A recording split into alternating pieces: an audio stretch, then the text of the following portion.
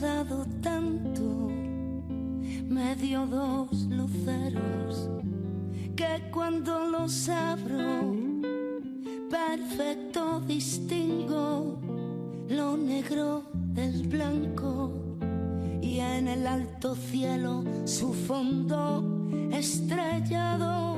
A vivir que son 2 días Baleares. Cadena SER. Rosa María Rodríguez es la autora de uno de los pocos libros infantiles que abordan el tema de la muerte explicado en un lenguaje que los niños pueden fácilmente comprender. El cuento se titula Gracias Vida. Este fin de semana se ha presentado en Agapea, en Palma, y Rosa está hoy con nosotros en los estudios de Radio Ibiza. Buen día, Rosa. Buen día. Gracias por acompañarnos aquí en la radio para hablar de esta aventura, porque me imagino que lo has vivido un poco como eso, ¿no? Una aventura literaria. Pero lo primero que nos puede sorprender de este libro es su título, teniendo en cuenta que el libro habla de la muerte. Pues sí, la verdad que cuando quise poner el título, yo decía, ¿qué le pongo? ¿Qué le pongo? Y al final dije, bueno, pues gracias vida, ¿no? Porque a pesar de que haya muerte, no habría muerte si no hay vida, ¿no? Entonces tenemos que dar las gracias siempre da igual que vivamos un día, 2 días, 20 años, 50, cada uno el tiempo que vive al final es una casualidad perfecta la vida, ¿no? Entonces yo también, como el libro va muy dedicado, muy unido a nuestra historia personal, sí. Yo dije, ¿qué diferencia hay entre mis sobrinos mayores y la pequeña, ¿no? Entonces un poco es como la pequeña que nació cuando mi cuñada murió, justamente, sí. ¿No? Fue como, bueno, ha habido una muerte, pero no nos olvidemos que también ha habido una vida, ¿no? Podían haber muerto las dos y al final solo murió una y bueno, eso es de agradecer. Entonces un poco gracias vida es porque la vida es una casualidad perfecta y un poco dedicado también a mi sobrina pequeñita. Hay una historia, ahora la apuntabas detrás de la publicación de Gracias Vida. Es una experiencia personal dura a través de la que te das cuenta de que no hay apenas literatura para niños para ayudarles a entender y a sobrellevar la muerte de un ser querido. Nos has hablado ahora de tu cuñada que falleció al dar a luz a su tercer hijo. ¿Cómo fue esa experiencia y por qué a través de esa experiencia decides tú escribir este libro? Pues mira, la muerte de mi cuñada fue como un tsunami, ¿no? Fue como llegar a tu casa y que todo se ha quedado devastado por un tsunami o por un incendio, ¿no?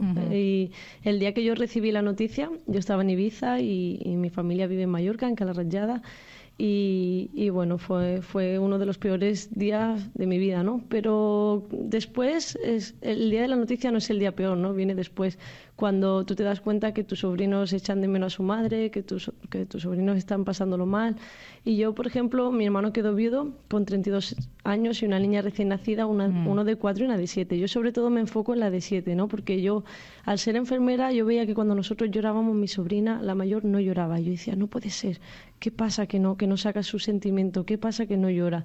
Entonces dije, bueno, pues va a ser fácil, me voy a una librería, compro un cuento y le explico qué es la muerte a través de un cuento. Y me llevé un bofetón al pensar que sería fácil y fue una tarea súper ardua. Estuve 1 mes y medio para encontrar un cuento infantil que explicara la muerte de una manera realista, ¿no?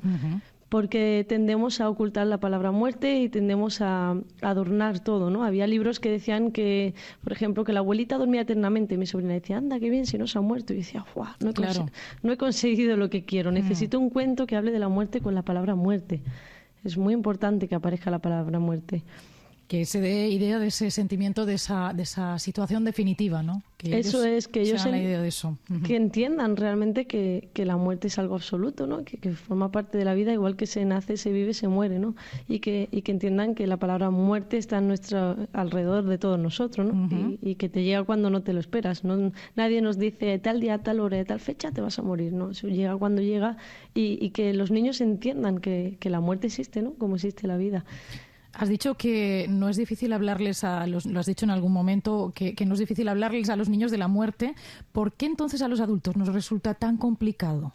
Bueno, porque somos unos adultos insanos. Realmente, sí, somos adultos que nadie nos ha sentado a hablar de la muerte, ¿no? Yo tengo claro que mis sobrinos serán unos adultos sanos. a la hora de hablar de pérdidas y a la hora de sentarse con sus hijos porque ya lo han vivido. Entonces, los mayores no sabemos cómo afrontar la muerte, entonces por eso no nos sentamos con los niños. ¿Por qué? Porque va de generación en generación, es como un tema tabú, ¿no? Nadie te sienta y dice, bueno, pues así como te van a explicar qué es la sexualidad, te vamos a explicar qué es la muerte. No, es como un tema que no se quiere afrontar, ¿no? Porque no necesariamente hay que hablar de la muerte cuando hay una muerte. ¿Por qué no sentarnos a hablar con nuestros hijos, con nuestros sobrinos, con nuestros nietos de la muerte sin que haya habido una muerte previa? O sea, un poquito de formación, de preparación emocional, ¿no? Tú ahora decías que nadie sabe el momento de su muerte, pero hay edades en las que, bueno, pues es más previsible que otras. En tu caso, vosotros vivisteis un fallecimiento que no era esperado a esa edad, ¿no? Se tiene que hablar o se puede hablar distinto a los niños de la muerte en función de cuáles sean las circunstancias. Porque eso también es diferente, ¿no? Cómo lo procesan. Bueno, claro, evidentemente cuando hay una noticia así de sopetón, o sea, desde ese momento empieza un duelo, ¿no? Entonces no es lo mismo hablar con un niño de la muerte cuando está en pleno duelo, que está viviendo todas sus etapas, igual que el adulto, porque los niños viven su duelo con las mismas etapas que el adulto, y no es lo mismo hablar con una persona que no lo está sufriendo a una persona que en ese momento lo está sufriendo. Pero por eso es importante hablar antes de que sufran un duelo. Es muy importante tener claro que forma parte de la existencia la muerte y que lo asimilen antes, ¿no? Y no solamente con la muerte de alguna persona, de un ser querido. Se nos mueren muchas cosas. Se nos mueren situaciones económicas, se nos muere un trabajo, la salud. Por ejemplo, yo que soy enfermera, sí. Un padre que le han cortado la pierna y que su niña bailaba con su padre y de repente no puede bailar con papá. Es una pérdida en casa.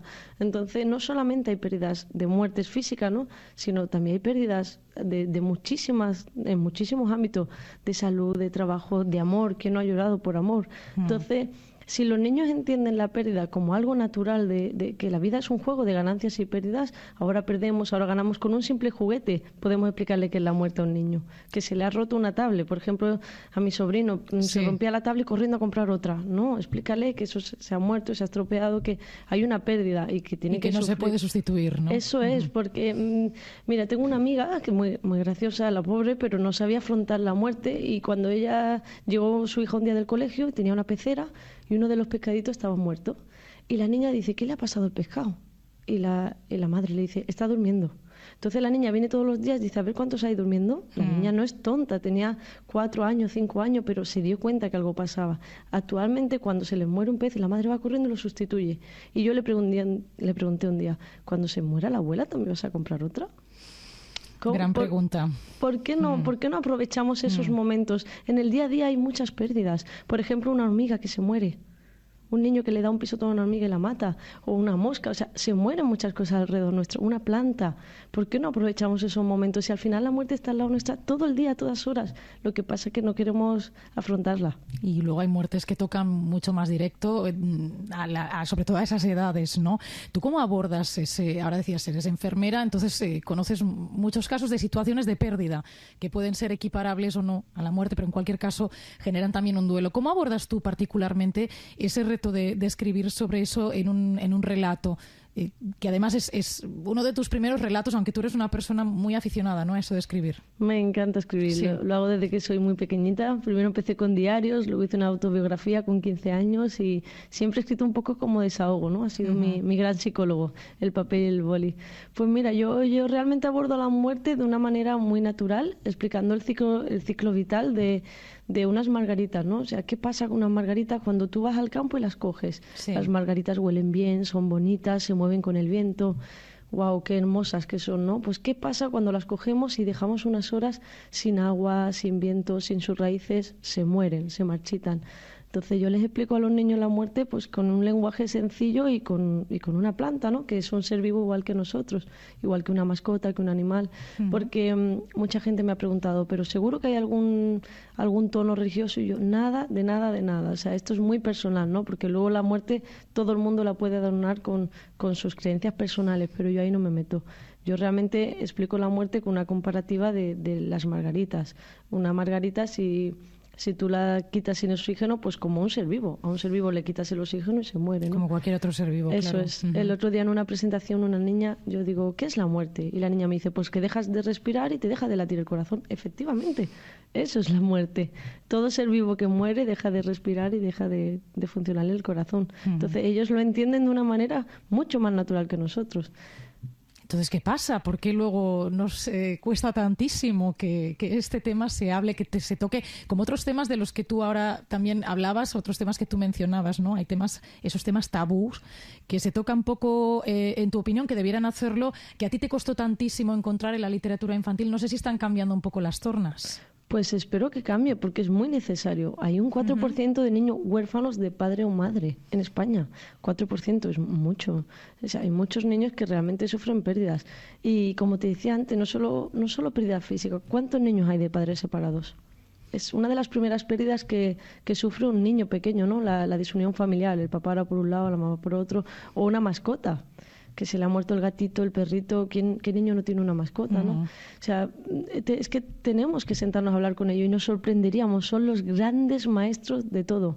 Los niños tienen una naturalidad, no es que no sufran, porque hay veces que no queremos explicarles que la muerte, sentarnos con ellos a hablar, porque pensamos que ellos van a sufrir tanto que tenemos que protegerlos y tenemos que evitar eso. Si realmente el que sufre es el adulto, el niño es el maestro, lo viven con tanta naturalidad y no es que no dejen de sufrir. Mi sobrina a mí, por ejemplo, me decía, tita, que la que más estoy sufriendo soy yo, que es mi madre la que se ha muerto. Pero ellos tienen una manera intermitente de enchufarse al dolor. Nosotros los adultos nos enchufamos al dolor, es como un cargador, ¿no? Te enchufas y ahí estás 24 horas pensando en ese dolor. Los niños pues tienen esa capacidad de imaginación, esa capacidad de distracción. Ahora se pelean con el hermano, ahora lloran porque echan de menos a mamá, ahora me voy al cole. O sea, tienen una capacidad más intermitente de sufrir. Entonces tenemos que aprovecharnos de esa capacidad y aprender de ellos, porque son mis sobrinos, por ejemplo, para mí han sido mis guías a la hora de yo afrontar el duelo. De procesar tu duelo. Rosa, ¿cómo está tu sobrina Irene? Irene se llama, ¿no? Irene es la mayor. Pues mira, Irene es una mujercita ya. Porque esto sucedió hace 2 años, el 20 de agosto del 2015. Mi sobrina mayor ahora estuvo ayer en mi presentación y está súper emocionada con el proyecto. Ella dice, wow, la tita ha sido capaz de escribir un cuento y vamos a ayudar a más niños. Ella está súper ilusionada y ha sido capaz de sentarse delante de todos sus compañeros de clase, leer el cuento y decir, mi mamá ha muerto. Irene tiene un duelo totalmente superado. Es una niña que ha madurado de golpe, pero ella ha atravesado todas sus etapas del duelo. Ella ha tenido miedo a la oscuridad, ha dormido con su padre durante 1 año, ha ido al psicólogo, ha pasado todas sus etapas, porque el problema muchas veces con los niños es que pensamos que no sufren y creemos que tienen que rodear el duelo, y el duelo hay que atravesarlo con todas sus etapas. Es como un túnel, yo siempre lo comparo con un túnel, ¿no? Es como un túnel lleno de oscuridad, pero al final del túnel hay luz. Yo digo que mis sobrinos hoy por hoy son felices, son niños normales y corrientes. Siempre van a tener esa pérdida de su madre, sí, pero son niños normales y corrientes que son felices. Hemos tenido que aprender a vivir sin mamá. Es un reaprendizaje, ¿no? Es como retomando al principio, es como has llegado un día a tu casa y tu casa se ha quemado, o ha venido un tsunami y te lo ha derrotado todo. Bueno, con el mismo solar, es decir, con los mismos cimientos de familia, vamos a volver a construir la casa y tienes que volver a aprender sin esa persona. Y aferrada mucho a los recuerdos, ¿no? En casa hablamos mucho de mi cuñada, porque a mi mamá le gustaba esto, porque a mamá ponemos vídeo, las fechas claves de su cumpleaños, de su muerte, se habla de mi cuñada. Y esto hace que no muera nunca, ¿no? Porque al final el recuerdo es lo que permanece vivo dentro de nosotros. Y en muchas familias, desgraciadamente, se deja de hablar de la persona fallecida. O sea, la gente tiene tanto miedo a sufrir, tanto que al final evita el sufrimiento y lo que hacemos es enquistarlo. Eso se llama duelo enquistado, ¿no? Eso es. Y al final se termina sufriendo de cualquier manera. Bueno, pues ese es el título de ese libro, Gracias Vida, una manera que la literatura ofrece para poder explicarles a los más pequeños cómo se sufre, porque esa es la palabra, ¿verdad? Cómo se sufre y se transita por esa etapa que es el duelo por la pérdida de un ser querido. Rosa María Rodríguez, enhorabuena por ese libro. No sé si estás ya metida en algún otro proyecto literario, porque ahora que ya has empezado es difícil parar, ¿no? Pues me apetece mucho. La gente a veces me presiona, venga, tienes que escribirlo tú. Yo, dejarme que disfrute, que saboree. Esto es como ir a un restaurante y tener el mejor plato, ¿no? Estoy saboreando cada momento de este proyecto, que es como un boomerang, lo lancé con amor y me está viniendo con el doble de amor. Pero sí, mi siguiente proyecto quiero hablar sobre la enfermedad, ¿no? Yo, aparte de ser enfermera, soy una persona enferma. De hecho, actualmente estoy en pruebas médicas y sospechan que tengo alguna enfermedad autoinmune, me han operado de varias cosas ¿Y a qué te aferras cuando realmente una enfermedad? Mi lema es que te siga a ti la enfermedad a ver si puede. Yo siempre digo, a ver si me alcanza. Seguro que no. Yo le digo a mi madre, no te preocupes que yo le voy a ganar. Entonces, esa actitud un poco que tenemos que tener frente a la salud, cuando hay una pérdida de salud. Muy bien, pues Rosa María, te mandamos un abrazo muy fuerte desde Mallorca. Enhorabuena y felicidades. Pues muchísimas gracias y gracias por este apoyo tan fuerte. A ti por contárnoslo. Gracias.